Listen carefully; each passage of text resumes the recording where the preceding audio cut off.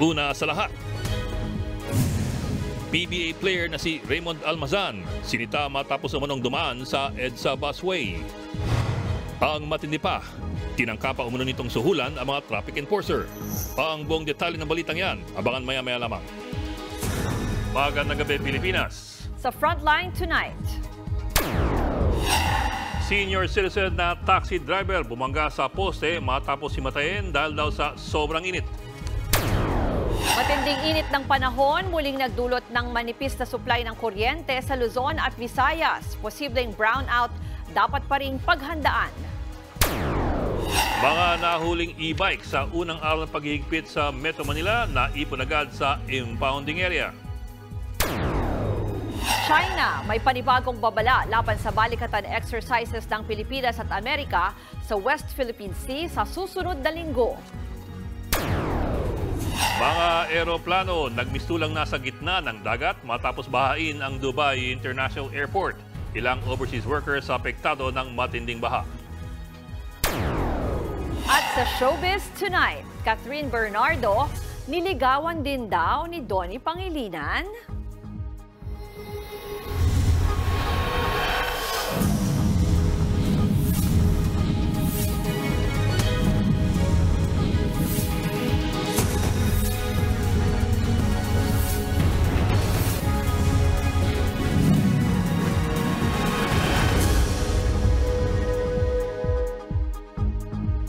Nasa pool sa video ang tangka umanong panunuhol ni PBA player Raymond Almazan nang mahuli siyang dumadaan sa EDSA busway. Muli namang binigyang diin ng Department of Transportation na wala silang sasantuhin kahit pa mga kilalang personalidad. Nasa frontline ng balitang yan, Brian Basa. Sa 37-second video na ito na inupload kanina ng Special Action and Intelligence Committee for Transportation o SAICT, makikita ang isang lalaking driver na sinita ng mga traffic enforcer matapos dumaan sa EDSA busway. Walang audio ang video, kaya hindi maririnig kung ano ang mga sinabi ng enforcers at ng motorista. Pero makikita ang isang kamay ng isang sakay ng SUV na may iniaabot na pera sa mga enforcer. Ibinigay rin ng driver ang kanyang lisensya. Ayon sa Facebook post ng SAICT, ang PBA player na si Raymond Almazan ang nagmamaneho ng hindi otorisadong sasakyang dumaan sa EDSA busway noong Lunes. Tinangka raw nitong manuhol pero tinanggihan ito ng mga operatiba at inisyuhan pa rin si Almazan ng 2 violation ticket. Isa para sa disregarding traffic sign at isa pa dahil hindi niya dala ang OR at CR ng kanyang sasakyan. Wala pang pahayag si Almazan tungkol dito. Wala pa ngayong isinasampang reklamo laban kay Almazan kaugnay sa kanyang tangkang panunuhol. Ang PBA Commissioner's Office naman ipinatatawag na raw si Almazan para pag-usapan ang nangyari. Kasabay niyan, muling giniit ng Department of Transportation na wala silang sasantuhin sa mga lumalabag sa batas trapiko, partikular sa EDSA busway. Kahit pa isa siyang celebrity, kahit pa siya ay anak ng isang general, ipatutupad pa rin po yung rules ng busway. Bukod sa mga pampasaherong bus, tanging mga PNP vehicles lang na may operasyon, ambulansyang may pasyente at truck ng bumbero ang pwedeng dumaan sa EDSA busway. Gayon din ang sasakyan ng Presidente at Vice-Presidente, Senate President at House Speaker at Chief Justice. May multang 5,000 piso ang unang paglabag sa pagdaan sa busway. Kapag naka-4 na paglabag na, aabot yan sa 30,000 piso at kanselasyon ng lisensya. Kamakailan lang, tinikitan sa EDSA busway ang sinasakyan ni dating Ilocos Sur Governor Chavit Singson at ang convoy nito. Nagsorry si Singson at nagbigay ng 200,000 pesos na anyay pabuya sa nakahuling enforcer. Di raw yan suhol, kundi donasyon. Tinanggap naman ito ng MMDA at inilagay sa kanilang general fund. Pero tingin ni Civil Service Commissioner Eileen Lizada, labag sa batas ang pagtanggap ng pabuya. Dapat daw dumaraan sa Department of Budget and Management ang perang pumapasok sa mga ahensya ng gobyerno. Nagbabalita mula sa Frontline, Brian Basa, News 5. Naipon agad sa impounding area ang mga e-bikes at e-trikes na nasampulan sa unang araw ng panghuhuli sa Metro Manila. Pati e-bike ng barangay hindi po nakalusot. Nasa frontline ng balitang yan si Elaine Fulgencio. Nagtungo kanina si Marvin sa impounding area ng Manila Traffic and Parking Bureau sa Smoky Mountain sa Tondo. Tutubusin niya ang kanyang e-bike na na-impound matapos siyang mahuling dumaan sa National Road sa bahagi ng Santa Cruz, Manila. Kung nalaman ko nung Biyernes na bawal dumaan yung e-bike ng National Road, yung tapat ng simbahan kasi, doon naghuli ng illegal parking doon. Tsaka yun yung daanan ko pa uwi. Na-timingan ako doon. Pero hindi pa rin niya nakuha ang e-bike dahil wala siyang maipakitang lisensya. Isa lang si Mark sa mga nasampulan sa unang araw ng paninikit sa mga e-bike, e-trike at ilan pang light vehicle na dumaan sa National Road sa Metro Manila. Ang iba pang nasitang motorista nakipagtalo pa sa mga otoridad. Yung po ni Diretso Mapaybayin po yun eh. Pero binabayin niyo pa rin po yung kahabaan eh. Wala po, dyan lang po galing oh. Hindi rin nakalampas ang mga e-trike na pag-aari ng mga barangay. Gaya na lamang nito na dumaan sa EDSA TAF sa Pasay. Nakasakay pa mismo ang kapitana ng barangay. May papakrimate kami na tao, humingi kami ng tulong sa City Hall, kaya nagmamadali rin kami. Kasi wala naman kami ibang magamit na sasakyan. Ayon sa MMDA, Lunes pa dapat epektibo ang panguhuli pero nagbigay pa raw ng palugit ang MMDA sa mga gumagamit ng e-bike. In consideration with the strike, kaya pinagpaliban muna namin yung Lunes at Martes. Hindi naman kami nagkulang sa paabiso at sa public information dissemination. So hindi yung dahilan yun na hindi nila alam. Base sa datos ng MMDA, nasa 29 na mga e-bike at 26 na mga e-trike ang natikitan nila ngayong araw. May mga nahuli ring tricycle at pedicab. Umabot naman sa higit 4 na po ang mga hinatak o na-impound. 2,500 pesos ang multa sa mga lalabag. Habang 1,500 pesos naman ang babayarang impounding fee para mabawi ang e-bike o e-trike. Nagbabalita mula sa Frontline, Elaine Fulgencio, News 5. Huhulihin at ituturing ng kolorum ang mga jeep na hindi pa rin makakasali sa kooperatiba pagsapit ng April 30. Tiniyak naman ng pamahalaan na walang mangyayaring transport crisis kahit mawala ang libu-libong kolorum na jeep. Nasa frontline ng balitang yan si Gerard de la Peña. Sa kabila ng mga tigil pasada ng ilang transport groups, wala na raw talagang atrasan ang nalalapit na deadline ng consolidation o pagsali ng mga tsuper at operator sa kooperatiba pagpatak ng April 30. Simula sa Mayo 1, bawal na talagang bumiyahe ang mga jeepney na hindi nagpa-consolidate. Alam naman natin kung sino na yung may gusto, alam na natin sino yung may ayaw. So I guess that deadline is really the best parang deadline to satisfy everybody. Ayon sa LTFRB, higit 78% na ng lahat ng jeep at UV Express sa buong bansa ang consolidated. Pero marami pa ring lugar ang kakauntian nagpa-consolidate. Halimbawa, sa Metro Manila, 52% ng mga jeepney unit ang consolidated na. Pero nasa 47% o higit 23,000 ang hindi consolidated at posibleng mawala sa kalsada. Sa kabila niyan, tiniyak ng DOTR na hindi mangyayari ang pinangangambahang transport crisis. Marami pa ring transport organizations na willing na mag-modernize para matugunan yung mga pangangailangan ng mga pasahero natin. May mga rutang mawawala pagsapit ng Mayo, katulad na lang ng rutang Pasig-Taguig. Dahil hanggang ngayon, ayaw pa rin ng mga operator dito na mag-consolidate o bumuo ng kooperatiba o korporasyon. May masakyan pa rin naman daw mga pasahero dahil sasaluhin ng mga ito ng kalapit na ruta kung saan consolidated ang mga operator. Pagsapit ng Mayo 1, ang mga babiyahing jeepney na hindi consolidated, ituturing ng kolorum. Pag hindi na renew yung kanilang prangkisa, they will be considered kolorum, no? So kasama sila dun sa mga uhulihin natin. Sa bisa ng isang Memorandum of Agreement na nilagdaan kanina, bumuo ng Joint Task Force ang MMDA, DOTR at DILG para paigtingin ang kampanya kontra kolorum. Sa dami raw ng mga bumabiyahing kolorum, sila raw ang nagpapasikip sa mga pangunahing kalsada. Dehado rin daw ang mga pasahero kung masangkot sa aksidente ang mga kolorum na sasakyan. So dahil wala siyang prangkisa, kung ito ay mababangga, yung nakasakay dito ay talagang hindi ko ito insured, no? Wala akong makukuha dito.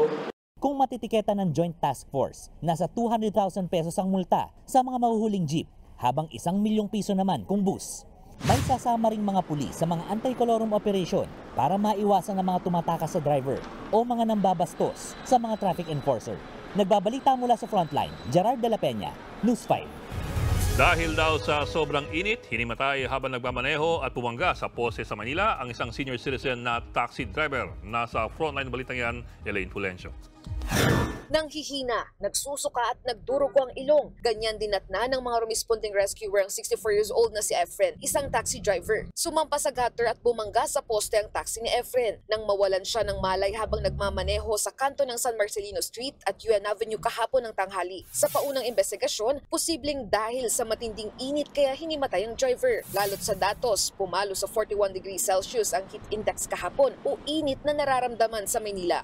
Hinang-hina yung kanyang pangatawan at nung habang tinitreat siya ay nagkaroon siya ng konting pagbamit ng blood. Sa sobrang init kasi ng panahon. Dinala naman sa Presidential Security Group o PSG Hospital ang driver. Dahil sa nangyari, todo ingat na rin ang iba pang tsoper gaya ni Tatay Vin na namamasada mula alas 5 ng umaga hanggang alas 5 ng hapon. Lagi lang umiinom ng tubig, saka kontrolin yung sarili mo. Pag napagod ka, medyo hinto ka lang konti. Yung sa mga malilim, yun lang ginagawa ko. Dahil sa matinding init, inadjust na rin ang duty ng mga street sweepers sa Manila. Break time nila tuwing alas 10 ng umaga hanggang alas 2 ng hapon kung kailan tirik ang araw. Maging ang mga enforcer, may water break at hindi kailangang magbabad sa init ng araw. Hindi na kailangan gumitna sa kainitan ng kalsada yung mga enforcers kung hindi naman talaga kailangan. Lagi magdala ng tubig para ma-rehydrate kasi cost talaga ng panghihina natin yung pagtuyot na yung katawan natin. Paalala naman sa publiko na gumamit din ng mga panangga sa init gaya ng payong at sombrero kung hindi maiwasang lumabas. Nagbabalita mula sa Frontline, Elaine Fulgencio, News 5. Muling numipis ang reserbang supply ng kuryente sa Luzon Grid ngayong araw. Sa Visayas, umabot pa ito sa red alert.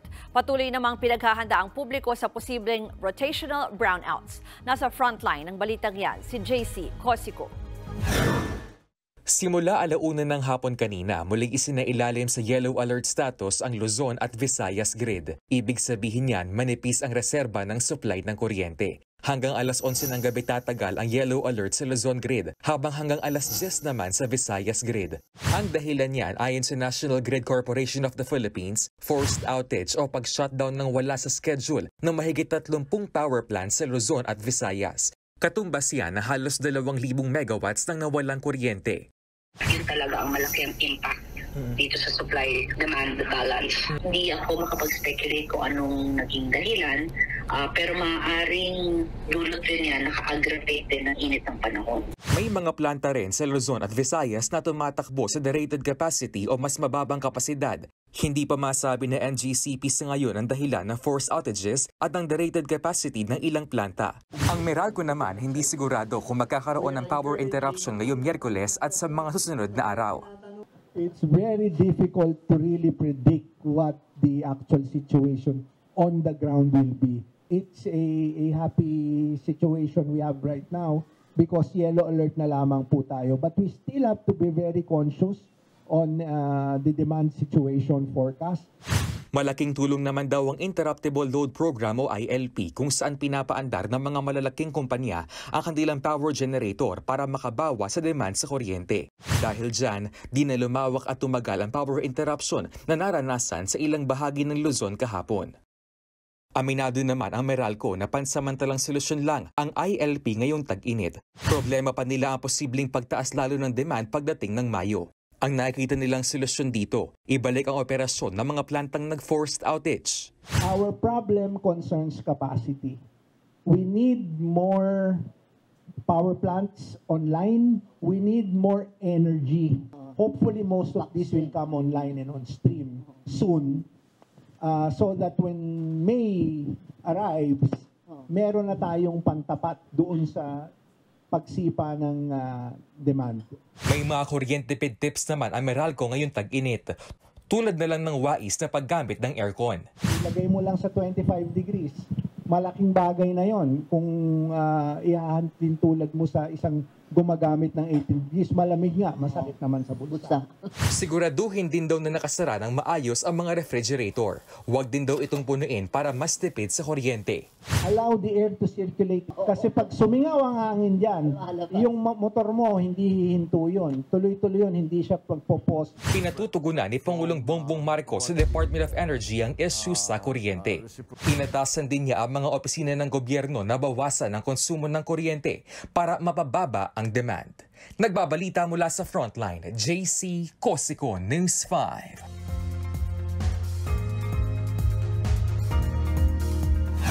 Mga kapatid, magiging mainit pa rin sa malaking bahagi ng bansa sa susunod na magdamag dahil po yan sa ridge o yung dulo ng high pressure area sa Dagat Pasipiko. Yan po ay nagdadala ng mainit na hangin sa ating bansa. Sa forecast ng Pag-asa, posibleng pumalo sa 45 degrees Celsius ang damang init bukas sa Aborlan, Palawan. Ingat po dahil nasa danger level na po yan. Kahit naman maaraw, may tsansa pa rin magkaroon ng localized thunderstorms, lalo na po sa hapon at sa gabi sa northern at central Luzon. Magiging maaraw din bukas sa Visayas, may thunderstorm din mamayang madaling araw hanggang umaga sa Zamboanga. Gayun din sa hapon sa Soxargen. May binabantayan namang kumpol ng ulap sa labas ng Philippine Area of Responsibility. Sa linggo ito posibleng magpaulan sa Mindanao. Sa ibang balita, bumaba sa 9.68 billion pesos ang halaga ng nasabat na droga sa Batangas kahapon. Base sa pinakahuling inventaryo ng PNP, 1.4 tons lang ang bigat ng kontrabando. Mula yan sa naunang estimate na halos 2 tonelada. Kaya nilinaw nila na hindi aabot sa 13 billion pesos ang halaga ng kontrabando na naunang inanunsyo kahapon. Kasama si Pangulong Bongbong Marcos nang inspeksyonin kahapon ang mga nasabat na droga kung saan isang suspect ang naaresto. Patuloy pa ang investigasyon sa kontrabando na galing daw sa ibang bansa. May buwelta naman ang isang mambabatas sa panawagan ni dating Speaker Pantaleon Alvarez sa militar na talikuran na si Pangulong Bongbong Marcos. Matatandang sinabi ni Alvarez na ang kanyang panawagan ay bahagi lamang daw ng kanyang freedom of speech. Pero ayon kay Camiguin Representative J.J. Romualdo, palusot lamang yan ni Alvarez para makaiwas sa investigasyon. Huwag na raw magpalusot si Alvarez dahil alam naman niyang ang free speech ay hindi absolute. Sa ngayon, iniimbestigahan na ng DOJ ang pahayag ni Alvarez kung ito ba'y may tuturing na sedisyon o rebelyon. Susunod, mga mangingisda sa Zambales, dinataing ang pahirapang panguhuli ng isda dahil sa mga kaagaw nilang dayuhan. Pagdami ng mga estudyanteng Chinese sa Cagayan, hindi raw banta sa seguridad ayon sa lokal na pamahalaan. At 5-time NBA champion Derek Fisher, tinuruan ng mga Pilipinong pangarap maging basketball players. Magbabalik pa ang Frontline Tonight.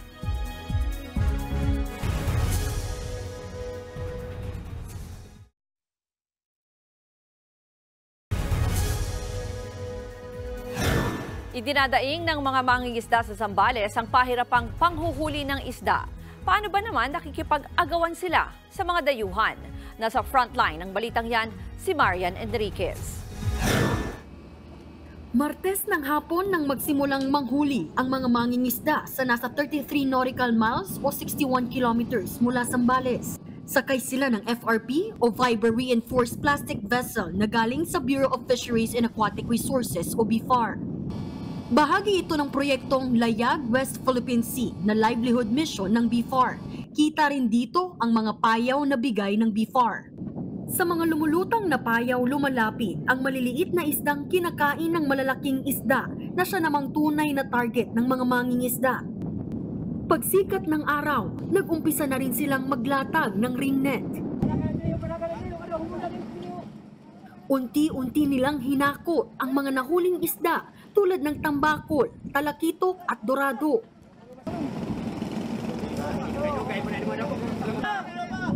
Ang nahakot nila ngayong araw, nasa kalahating tonelada.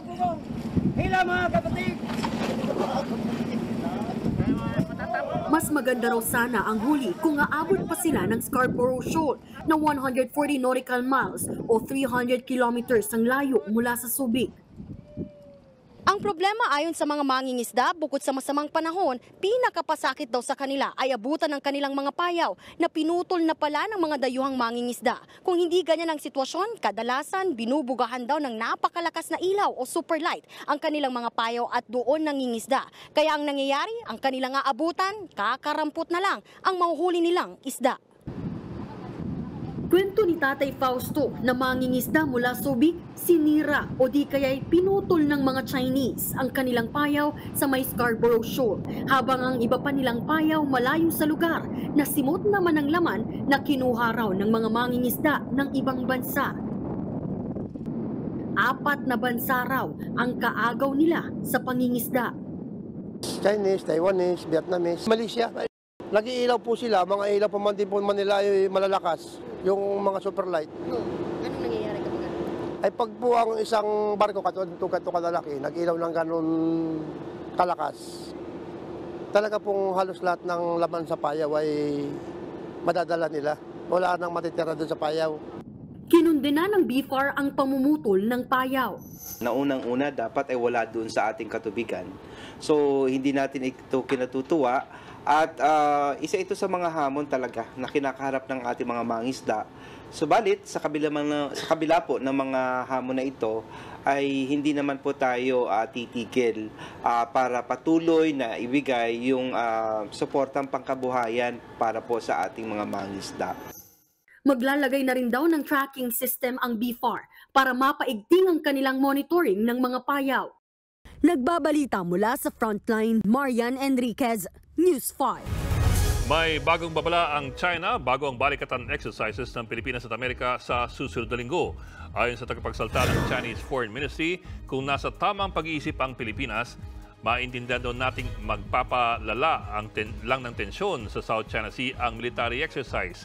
Ang pagdadala raw ng external forces para pangalagaan ang ating umunang seguridad sa pinag-aagawang teritoryo ay magdudulot lamang daw ng mas malaking insecurity sa Pilipinas. Wala pang tugon dito ang ating pamahalaan. Nakatakda sa April 22 hanggang May 10 ang balikatan exercises.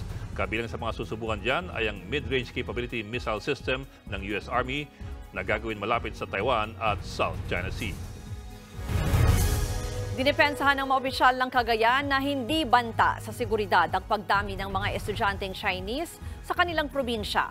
Legal daw ang mga dayuhan at wala silang koneksyon sa tensyon sa West Philippine Sea. Nasa frontline ng balitang yan si Jenny Dongon. Pinaiimbestigahan ng ilang kongresista sa Kamara ang umano'y pagdagsa ng mga Chinese students sa Tugigaraw.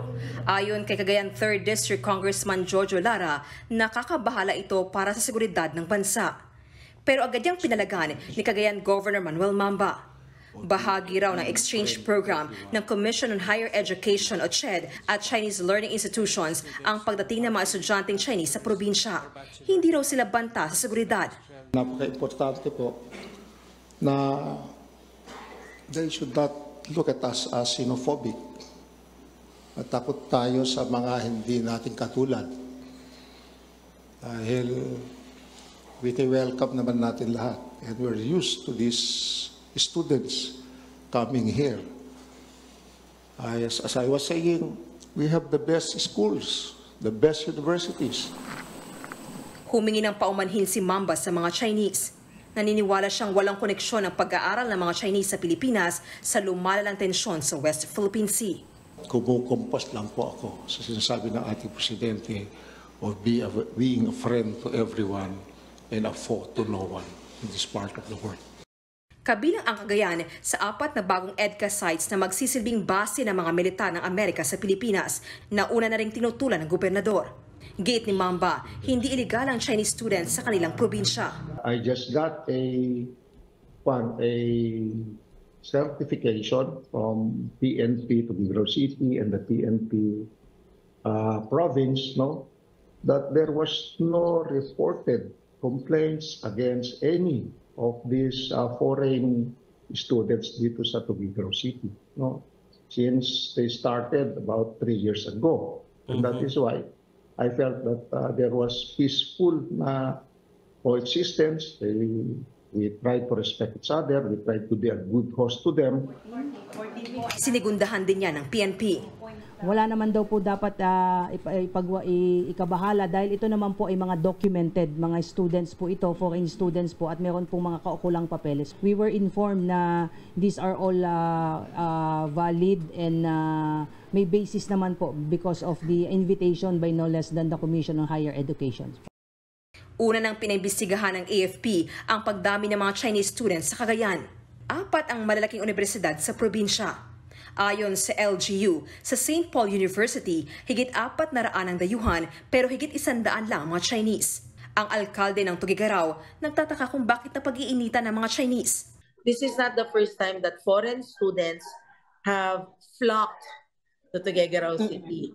There were some years na panay Indian yan. Lahat ng tao nagtataka. Bakit ang daming Indian na pumapasok? May moments naman na dumating, lahat panay Korean naman na nakikita namin.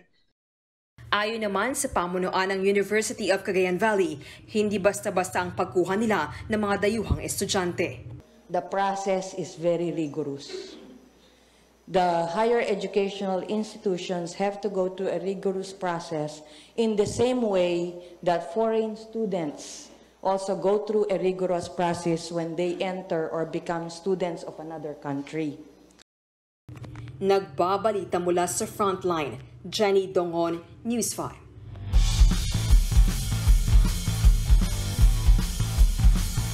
Nasa bansa ngayon ang 5-time NBA champion na si Derek Fisher para magturo sa mga Pinoy na aspiring basketball players. Nasa Frontline balita ngayon si Marty Bautista.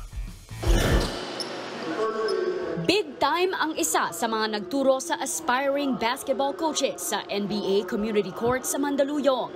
Yan ay si 5-time NBA champion Derek Fisher.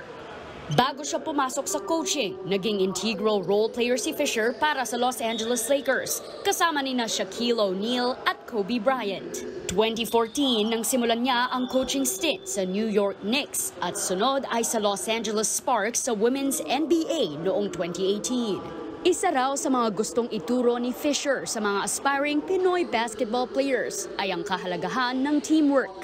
I think for coaches and players, like it can't be just about you. What makes the game of basketball really special is how much you have to share with others.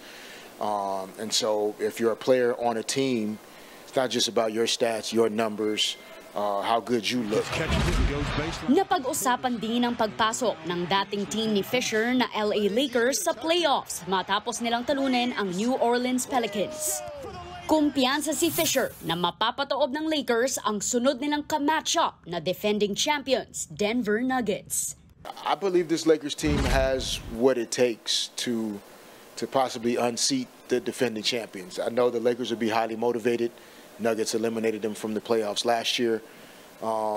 But that's the playoffs are that. You beat one team, there's an even better team waiting for you. And Nagbabalita mula sa Frontline, Marty Bautista, News 5.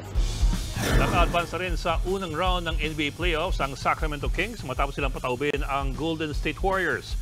First quarter pa lamang tinambakan na ng Kings ang Warriors. Bagya pang nagdikit ang laban sa third quarter pero nakabawi ang Kings. Sa huli, nagtapos ang laro sa score na 118-94. Dahil sa pagkatalo ng Warriors, eliminated na sila sa playoffs. Sunod na makakatapat ng Kings ang New Orleans Pelicans na tinalo naman ng Los Angeles Lakers. Kapag nanalo rito ang Kings, haharapin naman nila ang Oklahoma City Thunders.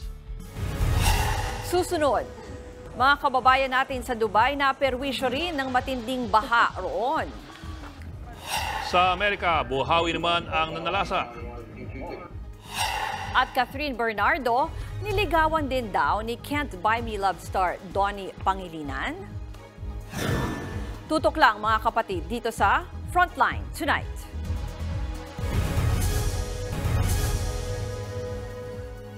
Pinalubog ng matinding baha sa Dubai ang mga sasakyan pati mga eroplano sa airport. Apektado rin ng baha ang mga kababayan nating overseas workers. Nasa Frontline balitang yan si Elaine Fulgencio. Sa unang tingin, aakalain mong nasa gitna ng dagat ang eroplanong ito sa Dubai. Yan ang sitwasyon sa Dubai International Airport matapos salantahin ng matinding baha. Pahirapan tuloy ang paglanding ng mga eroplano. Dahil sa malalakas na pag-ulan sa Dubai simula pa kahapon, lahat ng mga flight delayed. Marami tuloy stranded na pasahero. Nalubog din sa baha ang mga kotse sa ilang kalsada. Ang ibang sasakyan, basta na lang iniwan ng mga motorista. Pinasok din ng tubig ang istasyon ng tren kaya itinigil muna ang mga biyahe. At dahil wala ng masakyan, kanya-kanyang lusong sa bahang mga residente kabilang ang ilang OFW. Ang iba, sumakay na sa rubber boat. Halos 4 na oras namang naglakad ang Pinoy na si Marlon na nagtatrabaho sa isang mall sa Dubai. As in wala po. Lahat po ng mga turista wala ding available na taxi. Yung 31 kilometers, dun po sa gitna naman, siguro mga 3 hours or 4 hours na po kami lalakad. May nagpasakay naman po mga kabayan kasi nakita po nila na na pagod na kami. As in, ngayon lang din daw nakaranas ng ganito kalakas na ulan sa UAE ang Pinoy na si Philip. First time nangyari yun na sobrang lakas ng ulan at hangin. At sa same time, yung lightning talaga sobrang lakas din. Non-stop. Sa loob daw ng 7 dekada, ito ang pinakamatinding pag-ulan at pagbahang naranasan sa mainit at disyertong bansa ng UAE. Halos katumbas nga raw yan ng 2 taong pag-ulan.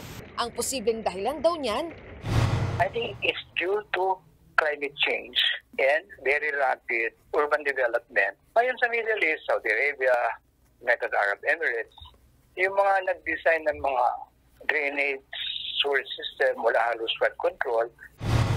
Posible rin daw na nakaapekto ang ginawang cloud seeding sa UAE kaya mas lumakas ang ulan. Sa ngayon, isang Emirati na ang nasawi sa baha. Pinaiiwasan na rin ng mga otoridad ang mga lugar na apektado ng baha, lalo't lalakas pa raw ang mga pag-ulan. Nagbabalita mula sa Frontline, Elaine Fulgencio, News 5. Sinalanta naman ng buhawi ang Iowa sa Amerika. Sapul sa video ang pagdaan ng buhawi sa bahaging yan ng Pocahontas County. 3 gusali ang napinsala. Naputol din ang linya ng kuryente sa ilang kalsada. Tinatayang aabot sa 11 kilometro ang dinaanan ng buhawi. Wala namang napaulat na nasaktan o nasawi.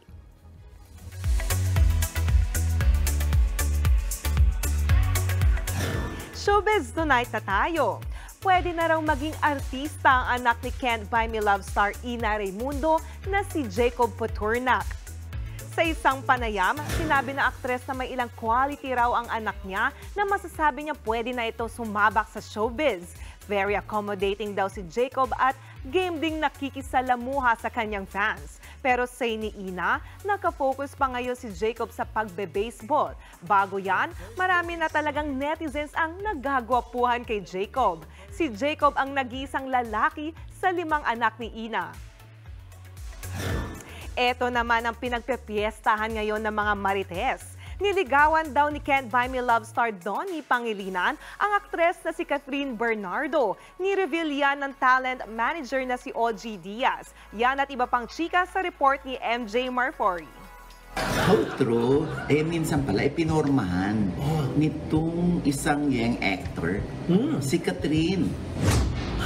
As in, niligawan. Kailan? Nung habang sila pa ni Daniel o after? Hindi, wala na si Daniel at si Catherine. Usap-usapan ngayon online ang chikang ito ng talent manager na si OG Diaz na may isa pa raw aktor na nanliligaw kay Catherine Bernardo. Di ba na-viral pa yon yung inaalok pa si Catherine ng soft drinks kasi baka nakainom si Catherine. Hanggang sa nabanggit din ni Mama Ogs ang tinutukoy niyang young actor. Walang iba kundi si Can't Buy Me Love star Donnie Pangilinan. Ngayon, naki-Donnie, ay ano ba yun? Hindi, nasa kanya na yung kung gusto niyang aminin yan. Yun nga lang, natigil daw ang umunoy pangliligaw ni Donnie kay Catherine. Hindi na ito idinitalya ni OG. Matatandaan nag-trending last January ang video na ito na inaalok daw ni Donnie si Catherine na soft drink sa wedding party ni Robbie Domingo. Pero sinagot din niya noon ni Donnie at nilinaw na friends at chill lang sila lahat sa party. No comment pa naman sa vlog ni OG sina Catherine at Donnie. At kung may ligawang nagaganap, meron ding nagsiselebrate ng kanilang anniversary as a love team. Nagpost na Francine Diaz at Seth Fedelin o Franceth ng ilang litrato nila sa Instagram. Para ito sa kanilang 5th anniversary bilang magkatambal on screen. Pero ang ilang fans, umaasa na it's more than just a love team. 2019 ang unang magtambal ang Franceth sa hit afternoon serye na Kadenang Ginto. Pinabulaanan naman ang longest running noontime show sa bansa na Eat Bulaga. Ang mga usap-usapang nalulugi na raw ang kanilang programa. Ang say lang dyan ni Tito Sen, magsasara na daw tayo. Ano? Magsasara after 45 years? Yung mga nagsasalita ng gano'n, mga sinungaling yung... May hamon naman si Henyo Master Joey De Leon sa mga nagpapakalat ng fake news. Umabot lang kayo ng 15 years, baka luluhod ako sa harap nyo. Bastusan na kasi labanan eh. Bastusan na siraan. So, walang kwenta. Mag-enjoy lang tayo. Enjoy lang. Umabot muna kayo ng 45 years. Tutok lang sa Eat Bulaga tuwing tanghalian. Monday to Saturday, dito sa TV5. Nagbabalita mula sa Frontline, MJ Marfori, News 5. Abangan, magkaibigang 14 na taong hindi nagkita, reunited sa Boracay. At P-Pop Kings, the SB19, nakaduet ang American singer na si Max. Tuloy-tuloy ang balitaan dito sa Frontline Tonight.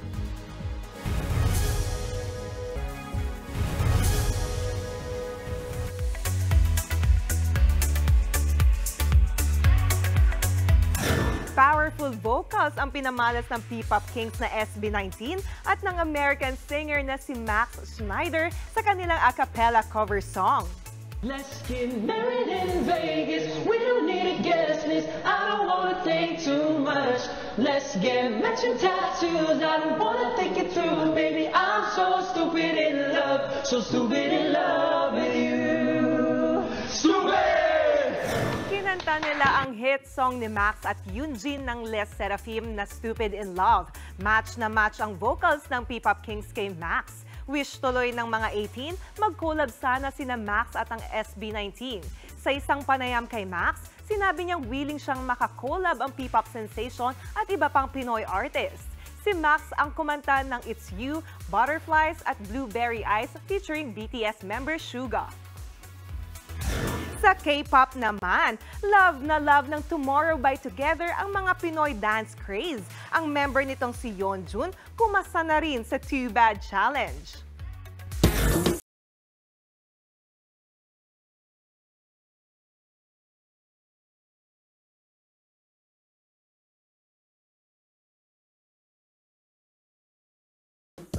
Mula ulo hanggang paa, on point sa music beat ang sharp moves ng K-pop idol. Kuhang-kuha rin niya ang butterfly footwork. Kinanta ng Pinoy rap group na Osida Mafia ang Too Bad. Ang Pinoy dance troupe naman na Adhika ang nag-choreograph nito.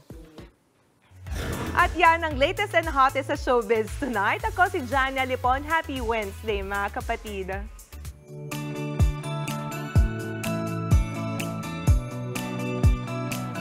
At para naman sa ating pabaong Pampa-Good Night, kwento ng pagkakaibigan ang tampok ngayong gabi. Reunited sa Boracay ang magkaibigang 14 na taong hindi nagkita. Yan ang throwback 2010 photo sa Boracay ni Kyle at ang may hawak ng sagwa na si Marvin. Ayon sa turistang si Kyle, pinasakay siya noon ng libre ni Marvin sa isang kayak. May free swimming lessons pa raw ito. Ngayong taon lang bumalik si Kyle sa isla at hinanap ang naging dating kaibigan. Hindi naman siya nabigo at nag-reunion sila sa Boracay. Nagkamustahan sila at nagbanding sa lugar kung saan sila unang nagkakilala.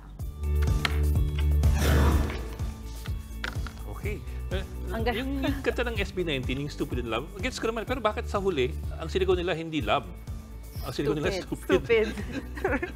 Gusto mo ilabas na yung edad natin. Kasi kanta dati yun ng Salbakuta. Yes. Oo, yung Stupid Love. Hindi ko nabutan yun. Hindi alam. Nabutan mo yun, sir. Sige. Bari Manilo kasi ako. At yan po 45 minutos pag-himas malagang headlines. Palitaan at diskusyon para sa paghubog ng matalinong opinyon. Kami inyong kasangga sa pagbabalita. Sa ngalan po ni Mean Los Baños, ako si Ruth Cabal. At ako naman po si Ed Lingao. Magandang gabi.